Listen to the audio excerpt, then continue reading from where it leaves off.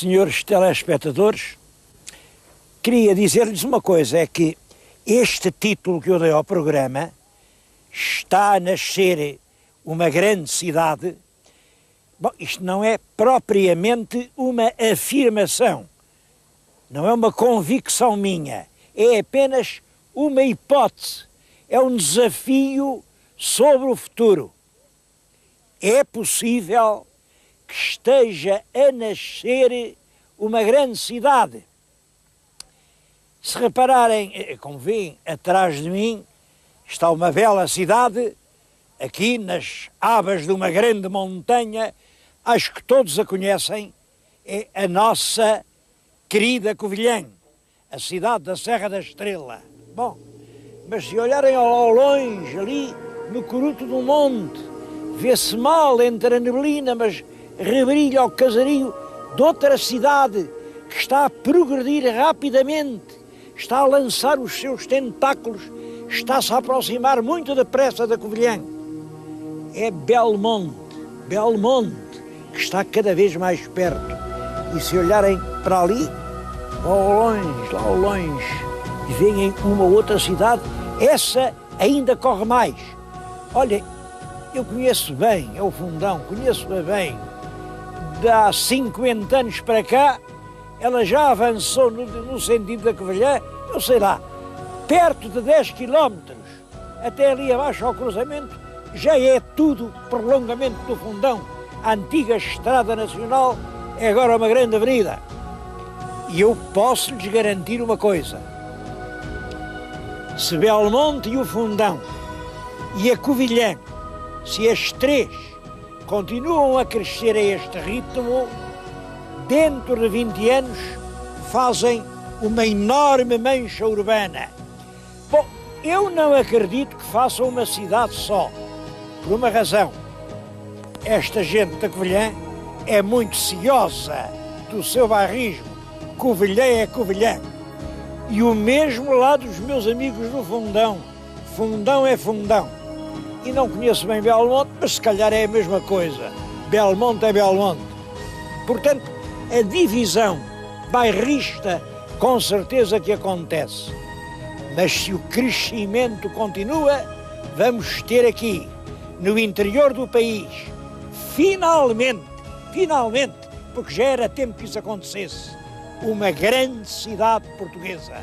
Aquela que será, provavelmente, a terceira cidade portuguesa.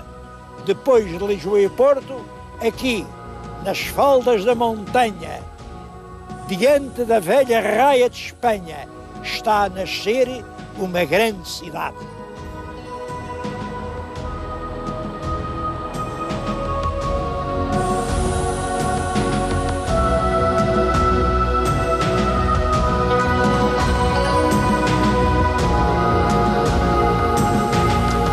A Covilhã é terra muito antiga. Estão a ver atrás de mim aqui um cunhal de muralha. Ora bem, aquela muralha foi mandada fazer pelo rei Dom Sancho I, pelo segundo rei de Portugal. Mas é cidade desde 1870. Como sabem, 1870 é uma data muito dramática na história da Europa. Mas aqui, a Covilhã foi erguida à condição de cidade. É muito bonita a carta do rei em que lhes anuncia isso. Diz que a Covilhã é uma das povoações do reino que mais se tem distinguido pela fecunda iniciativa dos seus habitantes na fundação e aperfeiçoamento de muitos estabelecimentos fabris, cujos produtos já podem disputar a primazia das fábricas estrangeiras mais acreditadas. Quer dizer, em 1870, devido à fecunda iniciativa dos homens da Covilhã, já disputávamos à Europa a primazia no campo dos tecidos. A notícia mais antiga que temos da Covilhã é esta que lhes estou a mostrar. Claro que é uma reprodução fotográfica de um documento que está na Torre do Tombo. E este documento é a confirmação pelo rei Dom Afonso II de um fural dado pelo rei Dom Sancho, pai dele, à Covilhã. Bom, o que diz aqui logo ao princípio é que ele, rei Dom Sancho, com a rainha Dona Dulce, volumus restaurare atque populare Covilhanum. Isto quer dizer, queremos restaurar e povoar a Covilhã. Claro que se eles querem restaurar, isso significa que a Covilhã já existia, mas é claro, estava deserta, estava devastada. Ora bem, a data deste fural em que o rei diz que quer restaurar e povoar a Covilhã é o ano de 1186. Estamos, portanto, numa cidade que foi restaurada há mais de 800 anos. Vim dizer-lhes isto aqui diante de um trecho, também da muralha antiga. Se repararem bem, muralha de um lado, muralha do outro, são as portas de São Vicente de Longe. São um dos poucos vestígios da Covilhã medieval.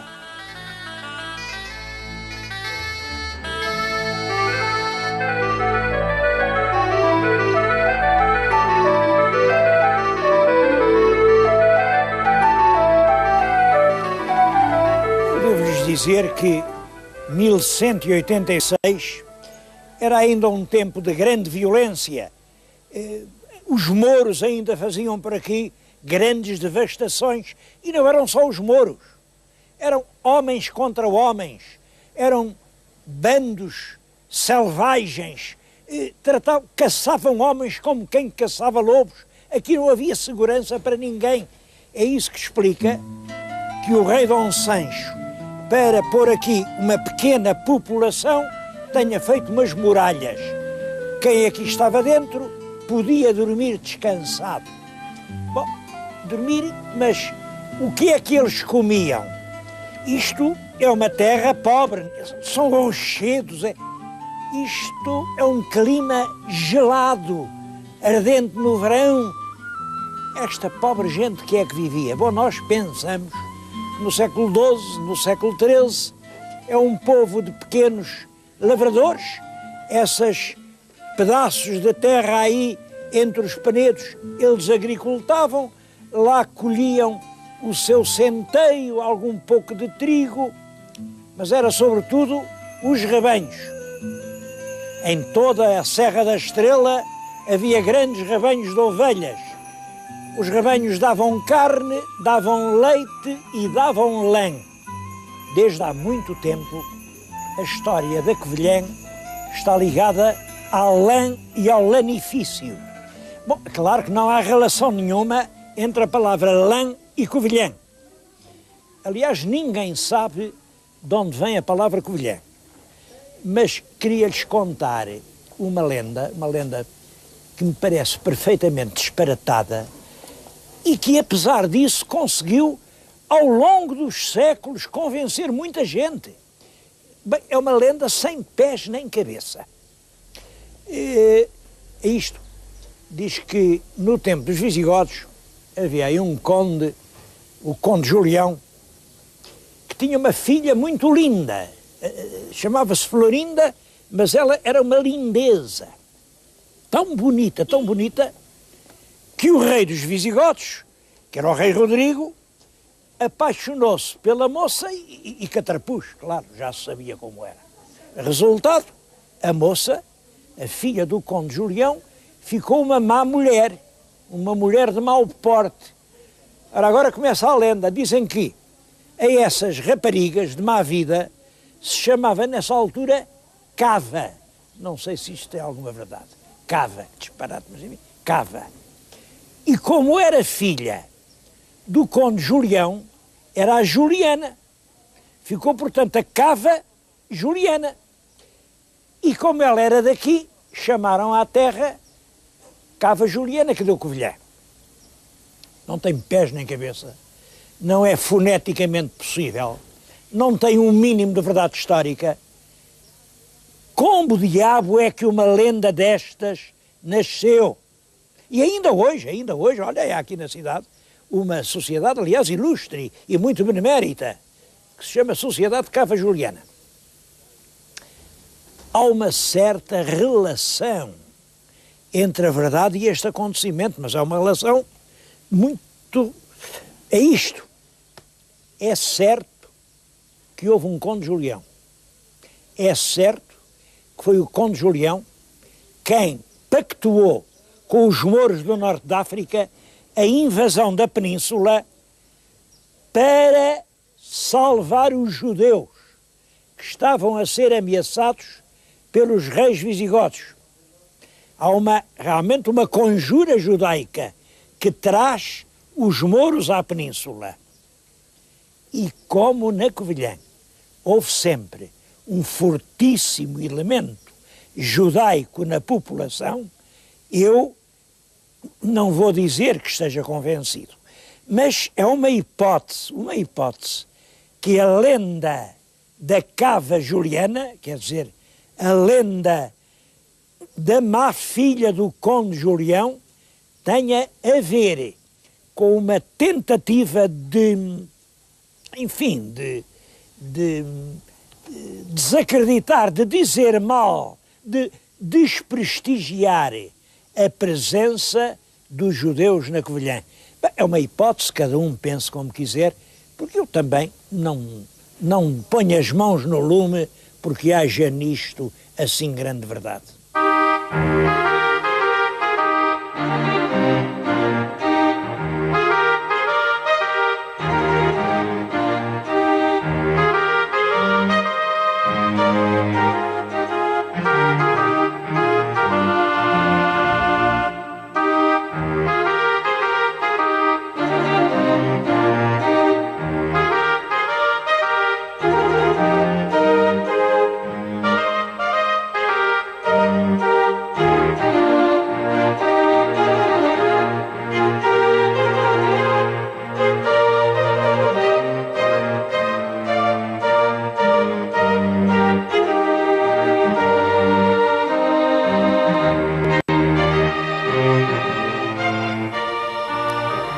Outro monumento contemporâneo dessa restauração da Covilhã é a Capela de São Martinho, que está na nossa frente.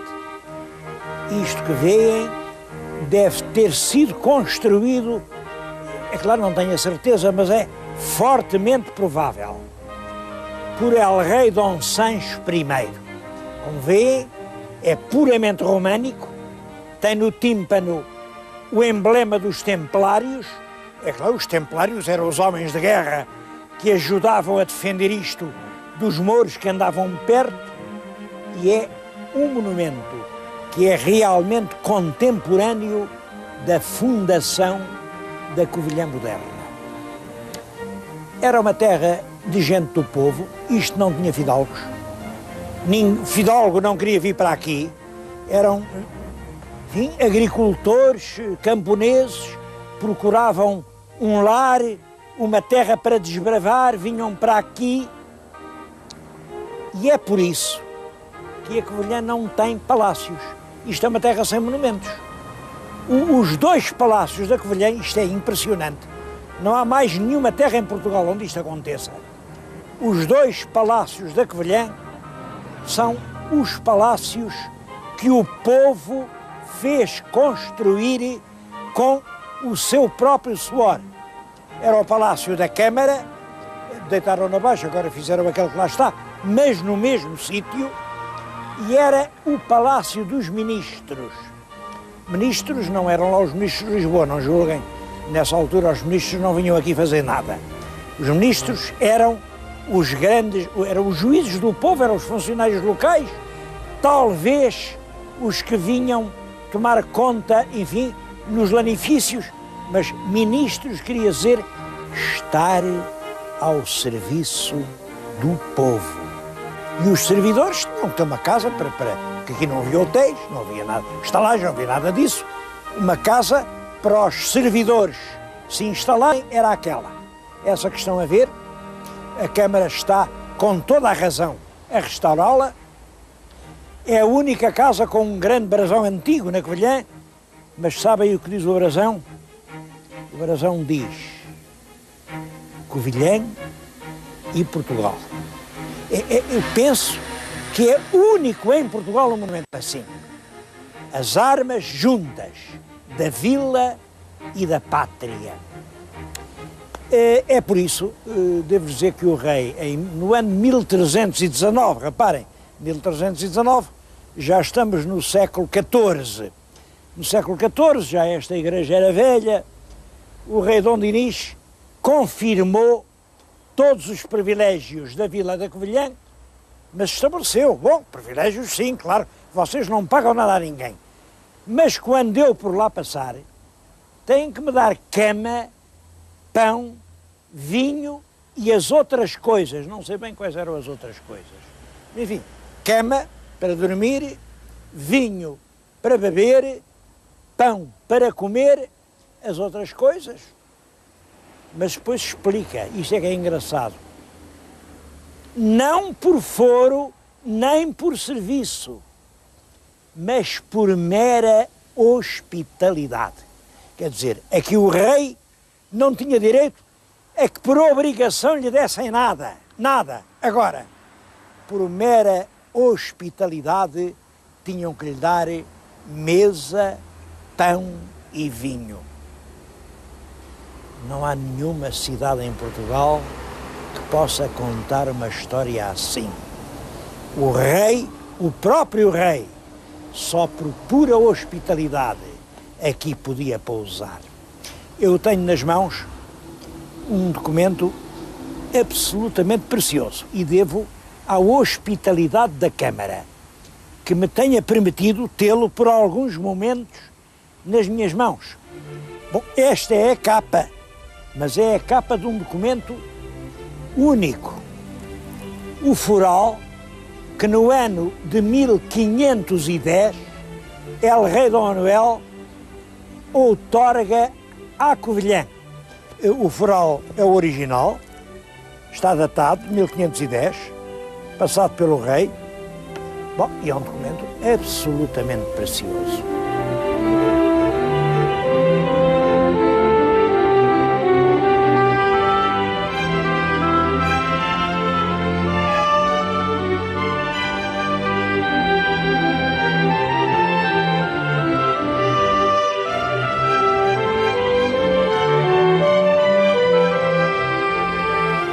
Falei-lhes da Covilhã medieval, com os restos das suas muralhas, mas quem fez a Covilhã moderna, a cidade de hoje, não foram as muralhas, foram os teares. Eu estou junto de um tear, penso que este tear é já do século XIX, mas não será muito diferente dos teares que o Marquês de Pombal aqui mandou pôr. Bom, e os teares do Marquês de Pombal também não diferiam muito dos teares que no século anterior, no XVII, o Conde da Ericeira aqui instalou. No século XVII já havia aqui muito lanifício. E antes do Conde da Ericeira, no século XVI, já o Gil Vicente, para falar da Covilhã, falava dos muitos panos finos que se fazem lá.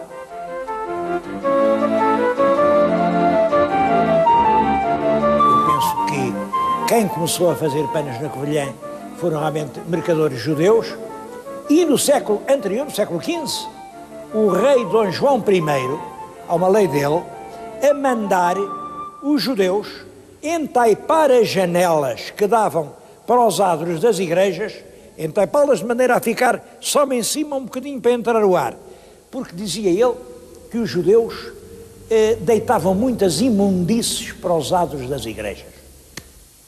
Bom, a verdade é esta, é que no tempo do Pombal faz-se aqui a Real Fábrica de Panos, que fardava todo o nosso exército, por isso mesmo aqui as cores fundamentais eram o azul e o vermelho, as cores das fardas. No século XIX continua a produção de panos, ela decaiu um bocado com a independência do Brasil Mas depois da Revolução Liberal, sobretudo depois da Revolução de Setembro, vem em força os panos da Covilhã. No nosso século toda a gente sabe que aqui há 10 anos falava-se muito na crise, a crise dos lanifícios, as fábricas acabaram, isso acabou porque escavacaram tudo. Não é verdade. A Covilhã produz hoje mais quantidade de lanifícios do que nunca na sua história. Olhem, no ano passado, os lanifícios aqui produzidos foram no valor de 45 milhões de contos. 45 milhões de contos. E isto é notável. Para mim isto é notável. Porque, na verdade, toda a gente pensava, é uma indústria que acabou, não há volta a dar-lhe, as fábricas estão destroçadas, os empregados não querem trabalhar, os empresários só gostam de comprar os automóveis e... Pessimismo completo. Pois bem, 10 anos depois, a indústria dos lanifícios da Covilhã está num dos pontos mais altos da sua história. Como é que esse milagre foi possível? O milagre da ressurreição dos lanifícios na Covilhã. Bom, há várias explicações, cada um diz a sua coisa, foi a CE, foram os subsídios, foi este ou aquele homem que era muito ativo, era muito inteligente, foi a universidade, que eu estou-lhes aliás a falar, no Museu dos Lanifícios, que depende da Universidade da Beira Interior, da UBI. A Universidade da Beira Interior tem realmente conseguido transformar a Covilhã. E eu não queria acabar o programa sem uma grande palavra de saudação à Universidade da Beira Interior.